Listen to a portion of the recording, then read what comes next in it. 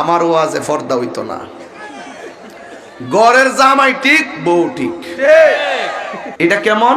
রাত্রেবেলা 12টার পরে আইসি আমরা বাড়িতে, আইয়া ইচ্ছা মতো সকালবেলা ঘুমাইতেছি, আর 500 টাকা বালিশে নিচে রেখে দিছি।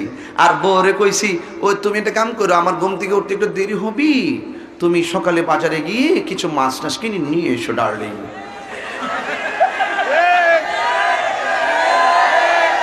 কথা বলেন ঠিক কিনা বলেন? বাজারে যাওয়ার দায়িত্ব কি বউর না জামাই? তোরে জামাইয়ের হাতের চাবিটা বউর হাতে দিল কে? জামাই। এই জন্য জামাই খাইবো সবার আগে ফিরা। মা রাত্রেবেলা ইচ্ছা মতে 12টা 1টা পর্যন্ত এমনে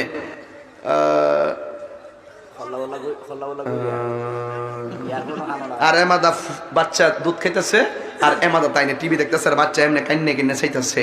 এই বাচ্চাটাই 2.5 বছর পরে আমার কাতু